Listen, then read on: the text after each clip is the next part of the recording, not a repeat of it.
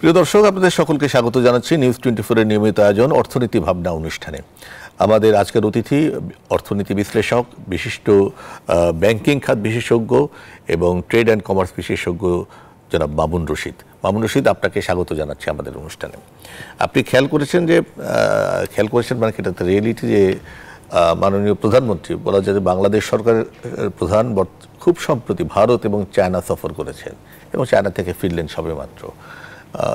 এই দুই দেশের সঙ্গে বাংলাদেশের যেহেতু বাণিজ্যিক ক্ষেত্রে দুই দেশের সঙ্গে একটা ভালো সম্পর্ক চলেছে, মানে এমনকি কারেন্সি সোয়াপিংয়ের ব্যাপারেও আলোচনা হচ্ছে, এই দুই দেশের সঙ্গে ট্রেড অ্যান্ড কমার্সের সর্বশেষ কী পরিস্থিতি এবং যে সফরগুলো হলো সেই সফরগুলোর ভেতর দিয়ে ট্রেড অ্যান্ড কমার্সের জায়গাতে আমাদের অর্জনটা কি আছে বলে আপনার মনে হচ্ছে, বা আরও কি অর্জন করা যেত যেটা এখনও গুরুত্ব দেওয়া যেতে পারে, কারণ বাইল্যাটারাল সবসময় চলতে থাকে।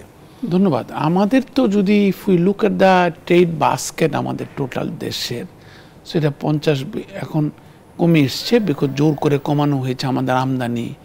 এবং আপনি জানেন যে রপ্তানি ক্ষেত্রে ডেটা ইন্টিগ্রিটি কিংবা পরিসংখ্যানের বিভ্রান্তির পরেও আমাদের কিন্তু রপ্তানি খারাপ না। সো আমাদের আমদানি রপ্তানি টোটালি যদি আমরা ধরি, it is around $85 to $100 billion টোটালটা ট্রেড বাস্কেটটা। সেই ক্ষেত্রে কিন্তু প্রিডোমিনেন্ট আমাদের পার্টনার হচ্ছে আমদানির ক্ষেত্রে চায়না এবং তার নিকট দূরত্বে হচ্ছে ভারত।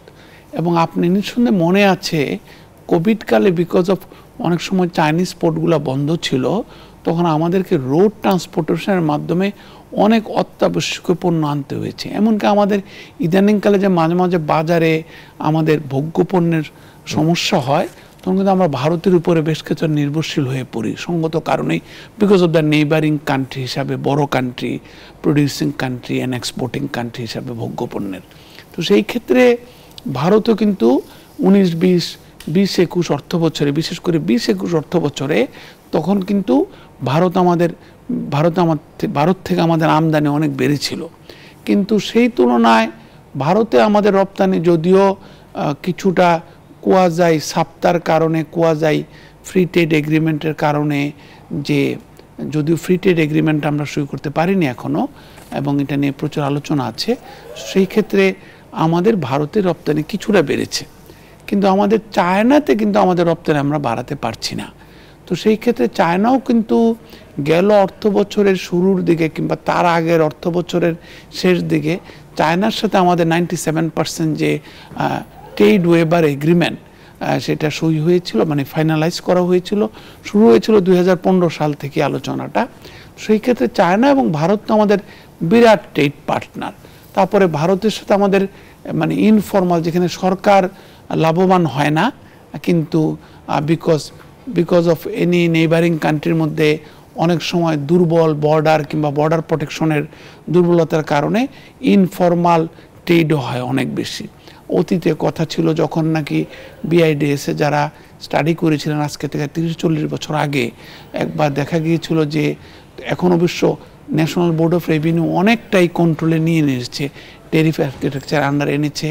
আগে প্রচুর শাড়ি শুধু আমদানি হতো তৎকালে, এখন অন্তত একটা অ্যাড ভ্যালোরাম ট্যাক্স কিংবা একটা ভ্যালু ধরে ট্যাক্স দিয়ে দিয়েছে, যেই কারণে আমরা বলতে পারি না, এমনকি এয়ারপোর্ট দিয়েও যদি কেউ শাড়ি আনেন ফুললি মানে ট্রেডিংয়ের কারণে ট্যাক্স ছাড়া আনতে পারেন না। সো ট্যাক্স আর্কিটেকচারটা ইমপ্রুভ করেছে। বাট নেট আপনার কথা বলতে গেলে ভারত এবং চীন যেহেতু আমাদের একটা বিরাট ট্রেডিং পার্টনার, অ্যান্ড নাম্বার 2 রয়েছে ইউরোপিয়ান ইউনিয়ন, আপনি জানেন, এবং একক দেশ হিসাবে আমাদের রপ্তানি পণ্যের একটা নির্দিষ্ট গন্তব্য হচ্ছে মার্কিন যুক্তরাষ্ট্র। সো এইখানে চীন এবং ভারত আবার Jio politics is very important হয়ে যাচ্ছে এখন। আমাদের ইকোনমিক্সও স্ট্যানফোর্ড, কলাম্বিয়া, তারপরে কার্নেগি মেলন, MIT, হার্ভার্ড প্রত্যেকে কিন্তু জিও পলিটিক্স পড়ানো শুরু করেছে। আমি যে প্রতিষ্ঠান কাজ করতাম তারাও কিন্তু সিনিয়র পার্টনারদেরকে জিও পলিটিক্সের ট্রেনিং দেওয়া শুরু করেছে, কলাম্বিয়াতে, হার্ভার্ডে, কার্নেগি মেলনে, স্ট্যানফোর্ডে। তো কারণ জিও পলিটিক্সটা একটা খুব ইম্পর্টেন্ট একটা বিষয়। সেই ক্ষেত্রে স্বাভাবিকভাবে মাননীয় প্রধানমন্ত্রী আবার নতুনভাবে নির্বাচিত হয়ে নতুনভাবে সরকার গঠনের পরে ভারত আমাদের প্রথমবার উনি গিয়েছেন জনাব মোদির নতুনভাবে প্রধানমন্ত্রীর শপথ গ্রহণ অনুষ্ঠানে, পরে অলমোস্ট কাপল অফ ডেইজের মধ্যে উনি চলে গেলেন। এবং চীনের কথার আগে শোনা যাচ্ছিল যে চীনের কাছে আমরা কিছু টাকাও চাইবো এবং কিভাবে আরও অবারিত করা যায় চায়না বাংলাদেশ বাণিজ্যটা। তো সেই ক্ষেত্রে স্বাভাবিকভাবেই ভারত এবং বাংলাদেশ নেবারিং কান্ট্রির মধ্যে যে একটা টেনশন থাকে, এবং যেহেতু প্রিডমিনেন্টলি দুইটা কান্ট্রি দুই ধরনের মানে ব্যবস্থাপনা, সেই ক্ষেত্রে টেনশনগুলো আছে। তারপরও আমাদের একটা ক্রিটিক্যাল ডিপেন্ডেন্সি রয়েছে because of the proximity Bharat থেকে ইম্পোর্টের উপরে। এবং ভারত যেহেতু অনেক কিছু টেকনোলজিতে অনেক ভালো করছে, ভারতের কিন্তু অনেক পণ্য উৎপাদন, কমোডিটি এক্সচেঞ্জ হয়েছে ইতিমধ্যে ভারতের। এটা এখন কি পেল আর কি পেতে পারতো, এটা তো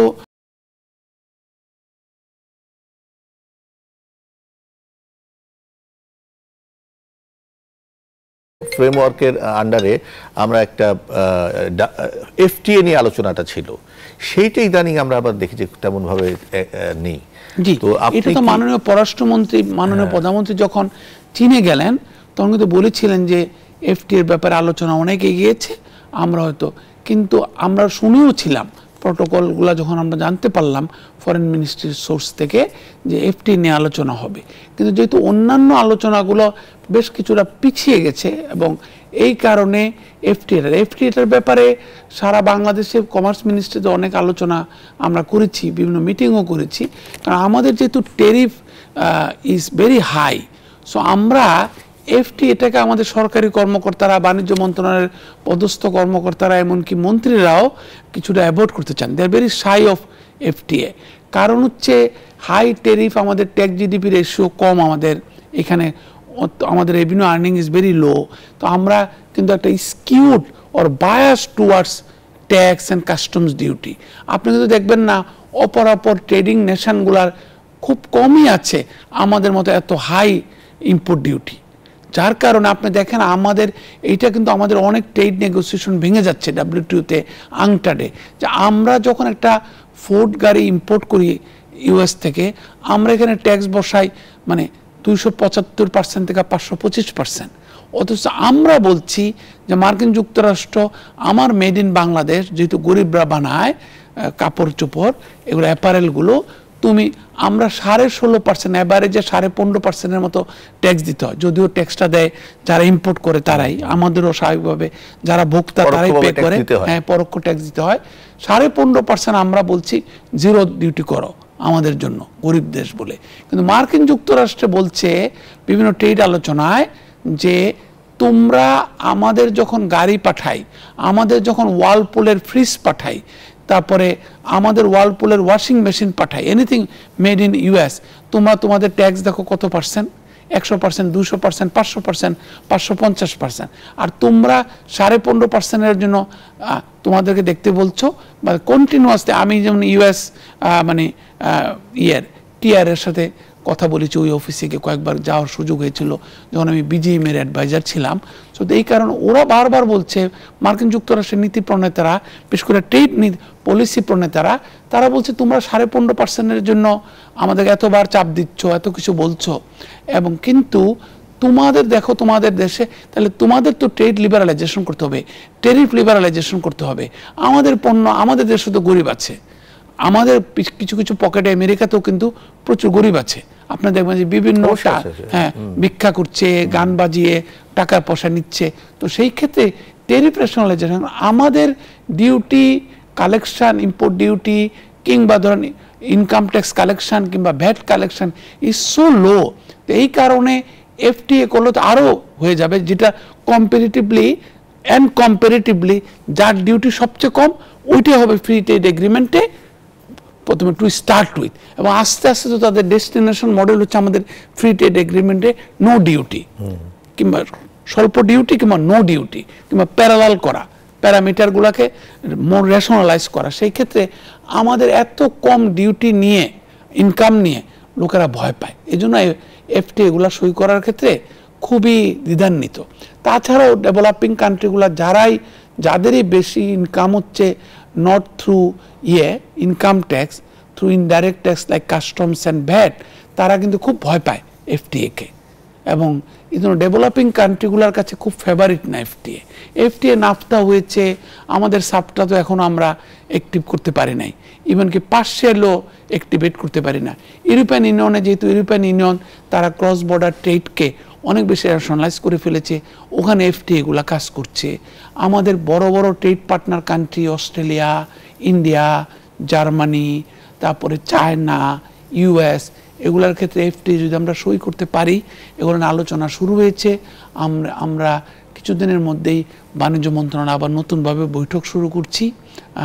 সুতরাং আমরা মনে করছি যে আমরা ডিপ ডাইভ একটা অ্যানালাইসিস প্রয়োজন এনবিআরকে সাথে নিয়ে, এমনকি বাংলাদেশ ব্যাংককে সাথে নিয়ে, অর্থ মন্ত্রণালয়কে সাথে নিয়ে, যে আমরা এফটিএগুলোর ফলে রিলুক করা এফটিএদের দিকে সম্ভাব্য এফটিএগুলোকে রিভিউ করে কার কার সাথে করতে পারি। ইতিমধ্যে 11টি দেশে মাননীয় প্রধানমন্ত্রী আপনাদের সাথে একটি আলোচনায় অনেকদিন আগে বলেছিলেন, আমার যদ্দূর মনে পড়ে, যে 11টি দেশের সাথে এফটিএ করার জন্য আমরা বাণিজ্য মন্ত্রণালয় থেকে একটা প্রস্তুতি গ্রহণ মানে শুরু হয়েছে। আমরা যে ইন্ডিয়াতে যে পণ্য রপ্তানি যে সুবিধাগুলো আছে সেটাই কতখানি কাজে লাগাতে পারছি? কারণ মনমোহন সিং এর সময় একটা ভালো চুক্তি হয়েছিল যে তারা বাংলাদেশ থেকে গার্মেন্টস সহ বহু পণ্যের ক্ষেত্রে তারা একটা সুবিধা দিয়েছিল। আর চায়নাতে তো আমাদের থেকে কি যেতে পারে সেটা একটা খুব, চায়না পৃথিবীর ধারণা যে চায়না সবকিছু দেয়। প্রথমে ভারতেরটা বলি, যে ভারত কিন্তু সুযোগ দিয়েছে এবং ভারতে আমাদের রপ্তানি কিন্তু বাড়ছে। এখন যেটি অনেক দিন যাবত আলোচিত হয়ে আসছে, নন টেরিফ ব্যারিয়ার, বিভিন্ন ইন্সপেকশন। ভারতে মানে আমাদের এখানে ব্যুরোক্রেসির কথা বলা হয়, ভারতে কিন্তু অনেক সময় মনমোহন সিংয়ের সময় যে আলোচনাগুলো চলেছিল, এমনকি মিস্টার প্রণব মুখার্জি যখন অর্থমন্ত্রী ছিলেন, পি চিদাম্বরম যখন ছিলেন, তখন কিন্তু অনেকগুলো আলোচনা হয়েছিল। মিস্টার কামাল নাথ যখন কমার্স মিনিস্টার ছিলেন, তখন কিন্তু অনেকটুকু এগিয়েছিলাম আমরা ভারতের সাথে বিভিন্ন আলোচনায় আরও কীভাবে রপ্তানি বাড়াতে পারি। তখন চিহ্নিত হয়েছিল একটা, যে আমাদের প্রি শিপমেন্ট ইন্সপেকশনগুলো শক্তিশালী না, এই জন্য ভারত রিলাই করতে পারছে না। দ্বিতীয় হচ্ছে বর্ডার ট্রেডকে আরও এফিসিয়েন্ট করা। আর তৃতীয় হচ্ছে যে নন টেরিফ ব্যারিয়ার। ভারতে আমরা অনেক সময় এক্সপোর্ট করতে চাই, কিন্তু যেই রাষ্ট্রগুলা, ভারতে যেহেতু রাজ্য সরকারগুলা খুবই শক্তিশালী, অনেকগুলো রাজ্যের কিন্তু নিজস্ব বাণিজ্য নীতি আছে, সেগুলা কিন্তু not necessarily in keeping with the central policies. এই কারণে অনেক ভারত, যদিও mister Manmohan Singh was very welcoming, আপনার মনে আছে নিঃসন্দেহে, উনি অনেকবার নিজেই বলেছিলেন যে আমি খুব লজ্জিত, আমার counter part prime minister Sheikh হাসিনাকে আমি কি উত্তর দিব। উনি আমাদের সাথে আলোচনায় বলেছিলেন, আমি যেহেতু পাওয়ার এক্সচেঞ্জ ইউএসআইডির যে নেটওয়ার্ক আছে এক্সচেঞ্জ, ওইটার একজন মেম্বার ছিলাম, আমি অনেকবার ভারতের বিদ্যুৎ সচিবের সাথে বৈঠক করার সুযোগ হয়েছে, বিদ্যুৎ মন্ত্রীর সাথে বৈঠক করার সুযোগ হয়েছে এই রিজিওনাল সেট আপের অংশ হিসাবে ফ্রেমওয়ার্কের। তো সেই ক্ষেত্রে নন টেরিফ ব্যারিয়ার একটা বিষয়। কিন্তু আমাদের ইদানিংকালে কিন্তু আরেকটা বিষয় আমি আপনার মনোযোগ আকর্ষণ করতে চাই, সেটা হচ্ছে যে দেখেন আপনার কিন্তু আমাদের ভারতের যে মার্কস অ্যান্ড স্পেন্সারের স্টোরগুলো, ভারতের যে স্পোর্টসের স্টোরগুলা, ডেকাথলন, ওখানে কিন্তু প্রচুর মেড ইন বাংলাদেশ দেখবেন। এটা আরেকটা কারণ কি জানেন, যে বাংলাদেশ থেকে পুশ করা হচ্ছে কিনা এক্সপোর্টটা, এবং ভারত বাংলাদেশ একই কন্ট্রোলিং অফিসের আন্ডারে কিনা। সেখানে আমরা দেখতে পাচ্ছি ইদানিং Marks and Spencer and Decathlon তারা রিজনালি অর্গানাইজড, ভারত আর বাংলাদেশ একই রিজন হিসাবে। এই কারণে কিন্তু আপনি কলকাতা, তারপর Hyderabad, Delhi, Mumbai Marks and Spencer স্টোরগুলোতে প্রচুর শার্ট পাবেন, প্যান্ট পাবেন, লঞ্জরে পাবেন মেড ইন বাংলাদেশ। এমনকি বাংলাদেশের ডেকাথলনের স্টোরগুলোতে গেলে কলকাতা, বোম্বে, ব্যাঙ্গালোর, হায়দ্রাবাদ আপনি দেখবেন প্রচুর স্নিকার পাবেন, ক্যাটস পাবেন মেড ইন বাংলাদেশ। সো এটাও কিন্তু একটা নতুনভাবে ব্যাপার। এখন আসি চীনের ব্যাপারে। চীনে আমরা কি এক্সপোর্ট করব? চীনের অ্যাপারেল কথা বলি।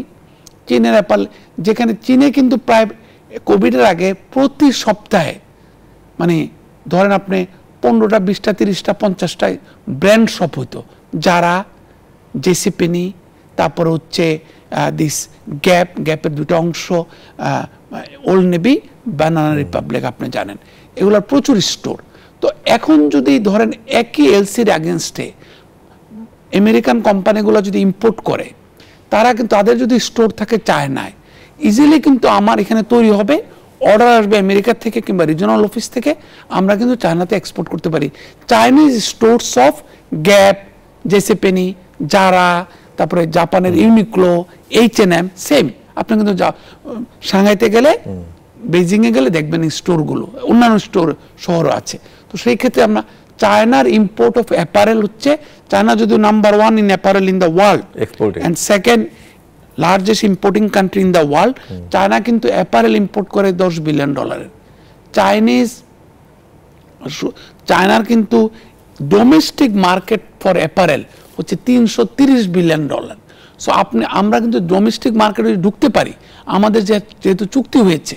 আমরা চাইনিজ ব্যবসায়ীদের সাথে বাংলাদেশের যারা ব্যবসায়ী, বিশেষ করে BGMEA, BKMEA, ওদেরকে নিয়ে ওই লেভেলে আলোচনা করতে হবে। তাহলে তারপরে চায়নাতে ফিশ এক্সপোর্ট, আমরা কিন্তু ওই যে আমি যে বললাম একটু আগে করিডোর ডিসকাশনে, আমাদের যখন জনাব Mahbubuzzaman ambassador, his Excellency Mahbubuzzaman যখন আমাদের চায়নার রাষ্ট্রদূত ছিলেন, তখনই কিন্তু চুক্তির ব্যাপারে আলোচনাগুলো হয়, ফাইনালাইজ করা হয়। তখন আমরা কিন্তু, এবং যখন আমাদের ERD সচিব ছিলেন শরীফা খান এবং আমাদের মিস্টার তপন কান্তি ঘোষ যখন কমার্স সেক্রেটারি ছিলেন, তখন কিন্তু আলোচনা হয়েছে আমরা কি কি এক্সপোর্ট করতে পারি। এর মধ্যে মাছ, বিশেষ করে কুচিয়ার একটা বিরাট ডিমান্ড আছে, তারপরে প্রনের, টাইগার প্রন, তারপরে এগুলার খুলনার যেগুলো আছে প্রচুর ডিমান্ড আছে, তারপরে আমাদের কিছু কিছু কৃষি পণ্যের ডিমান্ড আছে চায়নাতে, লিস্ট করা হয়েছিল। বিরতিবার ফেরত এসে বাকি আলোচনা করতে চাই। প্রিয় দর্শক থাকুন আমাদের সঙ্গে, ফিরছি একটু পর। কথা বলছিলাম জনাব মামুন রশিদের সাথে।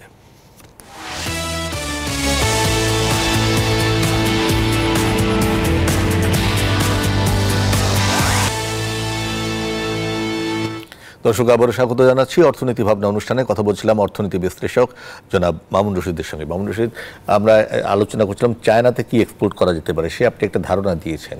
আপনি এই বিষয়ে কোনো কিছু যুক্ত করতে চান কিনা? না, ইতিমধ্যে যে প্রটোকলটা আমরা সই করেছি এবং চায়না আমাদের যে 97% পণ্যের উপরে আমদানি, সম্ভাব্য পণ্যের উপরে তারা যে ডিউটি ফ্রি অ্যাক্সেস দিয়েছে, সেটাকে কাজে লাগানোর জন্য আমাদের ফিশারিজ, আমাদের অ্যাপারেল, আপনি জানেন মিস্টার মোদি কিন্তু একটা সুন্দর পলিসি নিয়েছেন যে make in India, export anywhere or take anywhere. So সে আলোকে আমরাও কিন্তু নিজেরা যখন মাননীয় পররাষ্ট্রমন্ত্রী, মাননীয় বাণিজ্য প্রতিমন্ত্রীর সাথে আলোচনা হচ্ছিল এবং আমরা শুনছিলাম পররাষ্ট্রমন্ত্রীর আলোচনা, আমরাও কিন্তু বলেছি চাইনিজ সানসেট ইন্ডাস্ট্রিগুলো, আপনি নিজেও জানেন, আপনি নিজেও আগে আলোচনা করেছেন যে তারা কিন্তু রিলোকেট করতে পারে বাংলাদেশে, এবং বাংলাদেশের যে বাণিজ্য সুবিধা আছে বিভিন্ন দেশ থেকে, সেগুলোর আন্ডারে দে ক্যান মেক হিয়ার এবং take to anywhere including China itself. কারণ চায়নারও কিন্তু মাঝখানে পাওয়ার সমস্যা হয়েছে, বিদ্যুতের সমস্যা ছিল, তারপরে চায়নারও কিন্তু এক্সপোর্ট সমস্যা হয়েছে। China is a big country. So আমাদের যদি আমরা ভূ রাজনীতি সংক্রান্ত সমস্যাগুলোর সমাধান করে ফেলতে পারি, বলে না যে একসময় বলা হতো you can avoid India but possibly you cannot avoid Indians.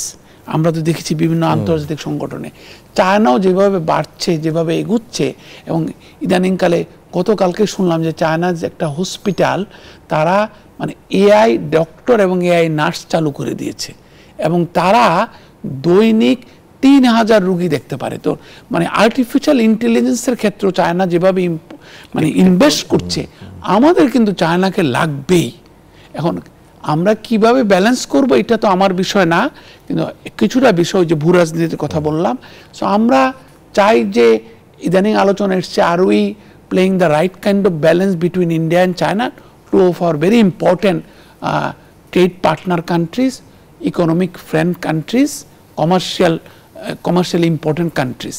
তো সেইটা তো ওনারা করবেন, বাট ইদানিংকালে আলোচনা হচ্ছে যে ব্যালেন্সটা বোধহয় কিছুটা হলো ডেন্টেড হয়েছে। সেই ক্ষেত্রে যত তাড়াতাড়ি আমরা এই ব্যালেন্সটাকে আবার রিব্যালেন্স করতে পারবো, কারণ আমাদের মনে রাখতে হবে as a developing country we need India and we also very much need China, because China has already identified itself as a supplier to the world. চায়নার কিন্তু বিভিন্ন অ্যাক্রোনিম আছে, আমরা যখন আমেরিকায় বিজনেস স্কুলে পড়তাম, manufacturer of the world. So এই manufacturer of the world, supplier to the world, এই এবং Chinese economy itself is becoming so big. তার ফরেন এক্সচেঞ্জ রিজার্ভ, তার সাপোর্ট, সমস্ত মেকানিজম, সেই ক্ষেত্রে এবং জিওপলিটিক্সগত কারণেও চায়না কিন্তু বিগ হয়ে যাবে। আপনি কিছুদিন আগে 2 সপ্তাহ আগে ইকোনমিস্টের একটা প্রতিবেদন পড়েন যে ফিউচার অফ তাইওয়ান। সেই ক্ষেত্রে আমি এখানে বলতে চাই না, পলিটিক্স যেহেতু আপনি আলোচনা করতে চান না, আমিও চাই না, এবং আমার প্রিটেন্ডও করা উচিত না যে আমি পলিটিক্স বুঝি। সো কিন্তু এই সামগ্রিক আলোকে আমাদেরকে অবশ্যই আমাদের ফরেন পলিসিকে রিডিজাইন করতে হবে। How do you draw a balance between China and India. Banking সেক্টরে কি অবস্থা এই মুহূর্তে? আর্থিক খাত ভেরি ইম্পর্টেন্ট। আমরা রচনার মতো, নদী রচনার মতো, নদী বাংলাদেশের সৃষ্টি, নাব্যতা, নদীর নাব্যতা, নদীর পরিবহন মতো ব্যাংকিং খাত হচ্ছে অর্থনীতির একটা অঙ্গাঙ্গী অংশ। এবং সেই ক্ষেত্রে আমরা তো IMF এর রিপোর্টগুলো পড়লে আপনি দেখতে পারবেন, আমার নিজের বলার কিছু নাই। IMF বলেছে যে আমাদের 3,77,000 কোটি টাকা আমাদের স্ট্রেসড অ্যাসেট। সুতরাং IMF কখনোই মানেনি যে 1,45,000 কোটি টাকা মাত্র আমাদের স্ট্রেসড অ্যাসেট কিংবা ইম্পেয়ার্ড অ্যাসেট কিংবা ক্লাসিফাইড লোন। সুতরাং আমাদের প্রায় IMF এর পাককলন অনুসারে আমাদের প্রায় 25% উপরে আশেপাশে হচ্ছে আমাদের টোটাল লোনের যে 16-17 লক্ষ কোটি টাকা লোন রয়েছে, তার প্রায় মানে 4 লক্ষ কোটি টাকা হলে প্রায় 25% আমাদের স্ট্রেসড অ্যাসেট, যেটার এগেনস্ট হয় উইক সিকিউরিটি কিংবা টাকা আদায়ের ব্যাপারে সম্ভাবনা কম, কিংবা রেকারিং পাস ডিউ হচ্ছে এরকম অ্যাকাউন্ট। তারপর হচ্ছে আমাদের প্রোডাক্ট নাই, তারপর হচ্ছে আমাদের দক্ষ জনবল নাই, তারপর হচ্ছে পরিচালকরাই ব্যাংক চালায়। তারপরে বাংলাদেশ ব্যাংকের কিছু যখন আমরা ব্যাংকগুলোর সাথে কথা বলি, কিছুটা হলো বৈমাত্রীয় সুলভ আচরণ আছে। যেই ব্যাংকটা বাংলাদেশ ব্যাংকের কাছ থেকে সবচেয়ে বেশি সম্মান পেত কিংবা নজরদারি পেত কিংবা আহ্লাদ পেত, সেই ব্যাংকটা হয়তো সেই আহ্লাদটুকু পাচ্ছে না। সেই কারণে ব্যাংকাররা উৎসাহিত হচ্ছে না যে আমি কেন ভালো হব, ভালোর জন্য আমাকে কি প্রেফারেন্সিয়াল ট্রিটমেন্ট দেওয়া হচ্ছে। দেখা যাচ্ছে খারাপ ব্যাংক, যার লিকুইডিটি ইস্যু আছে, যার ব্যাড লোন হচ্ছে, হয়তো মালিক পক্ষের কাছে ইনসাইডার লেন্ডিং চলে যাচ্ছে, বেশিরভাগ টাকা একে অপরের কাছে, মানে আমার you scratch my back, I scratch your ব্যাকের মতো অবস্থা হচ্ছে। তারাই একটু ইসে যেতে চাই, সম্ভবত ধানমন্ডিতে জনাব ওবায়দুল কাদের শিক্ষকদের সঙ্গে আন্দোলনের আলোচনার প্রেক্ষাপটে ব্রিফিং করছেন, আমরা সেখানে যেতে পারি। বঙ্গবন্ধু কন্যা প্রধানমন্ত্রী শেখ হাসিনার নেতৃত্বে আওয়ামী লীগ সরকারের সফলতা, দূরদর্শী পদক্ষেপের ফলে এবং মানুষের আর্থসামাজিক অবকাঠামোগত উন্নয়ন ঘটায় এ বন্যা বা দুর্যোগে এখন পর্যন্ত এবার কেউ মারা যায়। এখন পর্যন্ত আশ্রয়কেন্দ্রে 36,223 জন আশ্রয় নিয়েছে। বন্যা কবলিত এলাকা নগদ 3,10,00,000 টাকা, 8,700 টন ত্রাণের চাল, 58,000 বস্তা। দর্শক, আপনারা শুনছিলেন জনাব ওবায়দুল কাদের কথা বলছেন। আমরা আবার একটু ব্রেকে যাচ্ছি, ব্রেক ফেরত এসে আমাদের আলোচনায় ফিরবো। থাকুন আমাদের সঙ্গে। দর্শক, আবারও স্বাগত জানাচ্ছি অর্থনীতি ভাবনা অনুষ্ঠানে। কথা বলছিলাম মামুন রশিদের সাথে। আমরা যে প্রসঙ্গে কথা বলছিলাম ব্যাংকিং সেক্টর নিয়ে, আপনাকে থামিয়ে দিয়েছিলাম হঠাৎ করে একটা লাইভে যাওয়ার জন্য। ব্যাংকিং সেক্টর নিয়ে তো আমরা জানি যে শুধু মন্দরিন যে সমস্যা তা না, তারপর হচ্ছে মানে ইনসাইডার লেন্ডিং, মালিক পক্ষের প্রচণ্ড হস্তক্ষেপ, তারপরে প্রফেশনালদেরকে কাজ করতে না দেওয়া, তারপর হচ্ছে যে ব্যাংকিং প্রোডাক্ট নাই, সেবা পণ্যের অভাব, তারপর হচ্ছে আমাদের ব্যাংকাররা কিন্তু বাইরে যে ভালো করতে পারছে না, এমনকি পাকিস্তান শ্রীলঙ্কান ব্যাংকাররাও যে ধরনের আন্তর্জাতিক মহলে নাম করতে পেরেছে কিংবা ফুটপ্রিন্ট বৃদ্ধি করতে পেরেছে, বাংলাদেশি ব্যাংকাররা কিন্তু পারেনি তেমন। সো তারা দেশি থাকতে হচ্ছে বিদেশি ব্যাংকারদের মধ্যেও। তো সেই সমস্ত আলোকে তারপর হচ্ছে প্রচুর ব্যাংকের মধ্যে হস্তক্ষেপ, এমনকি পলিসি প্ল্যানারদের পক্ষ থেকেও, পলিসি মেকারদের পক্ষ থেকে। তারপর কেন্দ্রীয় ব্যাংকের ইন্ডিপেন্ডেন্স নিয়ে আপনারাই আলোচনা করেন। তারপরে কেন্দ্রীয় ব্যাংক নিজেও কি করবে, কি করা উচিত না, পক্ষপাতিত্বমূলক হয়ে যাচ্ছে কিনা কেন্দ্রীয় ব্যাংক, এক পেশে হয়ে যাচ্ছে কিনা কেন্দ্রীয় ব্যাংক। আপনি দেখেন আমাদের প্রত্যেকটা ক্রাইসিস ম্যানেজমেন্টে আমরা কিন্তু কেন্দ্রীয় ব্যাংকের মধ্যে উৎপত্তি পাই নাই, কেন্দ্রীয় ব্যাংকের মধ্যে ইন্টেলিজেন্স খেলা দেখিনি আমরা, ইন্টেলিজেন্সের বহিঃপ্রকাশ দেখে নেই। আপনি দেখেন জোর করে আমাদের ডলার রেটটা ধরে রাখার পরিণাম আমাদের খুবই খারাপ হয়েছে। এই পর্যন্ত 38% আমাদের টাকাকে ডিভ্যালু করতে হয়েছে ডলারের এগেনস্টে, এবং ডলার মার্কেটে লিকুইডিটি নাই। জোর করে আমরা আমদানিকে কমিয়ে রেখেছি, যার ফলে আমাদের আমদানির একটা বিরাট অংশ, যেহেতু আদার দেন এসেনশিয়াল কমোডিটি হচ্ছে ইন্ডাস্ট্রিয়াল র মেটেরিয়াল আর শিল্পের মূলধনী যন্ত্রপাতি, ক্যাপিটাল মেশিনারি। সো আমি যদি জোর করে আমদানি কমিয়ে রাখি, একদিকে হচ্ছে কালো অর্থনীতিকে উৎসাহিত করা হচ্ছে, যদি ডলার থাকে হাওয়ালা মার্কেটে কেউ যদি রাজি থাকে বেশি দামে ডলার কেনার জন্য, আমদানির ব্যয় নিষ্পন্নের জন্য। আরেকটা হচ্ছে কি, প্রয়োজন আমদানি আমরা করতে পারছি না, যার ফলে আমাদের যে অর্থনীতির যে একটা মানে রিজলভড ইস্যু, যে আমাদের বিনিয়োগ দরকার, বিনিয়োগ হলে কর্মসংস্থান হবে, কর্মসংস্থান হলে দারিদ্র্য কমবে, সেটা তো ব্যাহত হচ্ছে। আমাদের জিডিপি গ্রোথের উপরে আঘাত আসবে। অলরেডি আমাদের ডেটা ইন্টিগ্রিটি দেখেন আপনি, আমাদের এক্সপোর্ট বলছে কম, এনবিআর এর সাথে বাংলাদেশ ব্যাংকের সাথে বিরাট পার্থক্য, শুধু মানে 10 মাসের এই বছর অর্থ বছরে 10 মাসের পার্থক্য হচ্ছে $14 বিলিয়ন। তাহলে ইপিবি কি করলো? তারপরে এনবিআর, ইপিবি, বাংলাদেশ ব্যাংকের মধ্যে কোনো কোঅর্ডিনেশন নাই। বাণিজ্য মন্ত্রণালয় কার পক্ষে থাকবে কার পক্ষে থাকবে না, সে যদি প্র্যাকটিক্যাল জিনিস করে এবং পলিসির কারণে পলিসি মেকার হিসাবে কাজ করে, তার তো হস্তক্ষেপ করার সুযোগ নাই, সে অন্যান্য এজেন্সির মাধ্যমে কাজ করবে। তো সেই ক্ষেত্রে এই যে তথ্যের বিভ্রান্তি, তারপরে অন্যান্য তথ্য ঠিক আছে কিনা, এইগুলা ব্যাংকগুলা নিজেরাই তথ্য জানে না। মাননীয় গভর্নর এই 2 দিন আগে বলেছেন, যে গেল বৃহস্পতিবারে সম্ভবত, যে বলেছেন যে ব্যাংকগুলা নাকি নিজেরাই মানে এই মন্দ ঋণের তথ্য লুকিয়ে রাখে। তো এগুলার আলোকে সামগ্রিক যে অর্থনৈতিক ব্যবস্থাপনায় স্বচ্ছতা এবং জবাবদিহিতার অভাব নিয়ে বারবার আপনারা বলছেন, আমাদের মধ্যে কেউ কেউ বলছে, সেটা কিন্তু ঠিক না করে এবং পাতিত্বমূলক আচরণকে ঠিক না করে এবং মানে স্বচ্ছতার জবাবদিহিতা না এনে আমরা কিন্তু এই খাতকে ঠিক করতে পারবো না। এই খাতটা যদি ঠিক না হয়, আমাদের ব্যবসা বাণিজ্য কিন্তু ঠিক হবে না।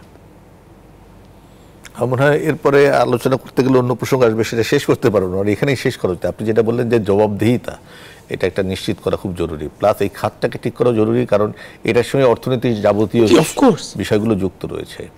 তো আপনাকে অসংখ্য ধন্যবাদ মামুন রশিদ, আমাদেরকে সময় দেওয়ার জন্য। দর্শক আপনাদেরকেও ধন্যবাদ আমার সঙ্গে থাকার জন্য, এবং আমরা আশা করি যদি পলিসি মেকাররা কেউ আমাদের বক্তব্য শুনে থাকেন, অর্থ মন্ত্রণালয়, বাংলাদেশ ব্যাংক, এনবিআর বা অন্যান্য যারা এই আর্থিক খাতের সঙ্গে সংশ্লিষ্ট ব্যক্তিরা আছেন, একটা বিষয় কিন্তু নিশ্চিত করা খুব জরুরি, যেটা বাংলাদেশের সমস্ত ক্ষেত্রে এবং সাম্প্রতিক দুর্নীতির প্রেক্ষাপটে, সেটা হচ্ছে জবাবদিহিতা ইনশিওর করা গেলে আমার মনে হয় যে কোনো ক্ষেত্রের উন্নয়ন ঘটতে বাধ্য, এবং সেই উন্নয়নটা যখন সম্পন্ন হয় তখন অর্থনীতিতে একটা গতি আসবে। আমরা সেই প্রত্যাশা করে শেষ করতে চাই। প্রিয় দর্শক, সবাই ভালো থাকবেন।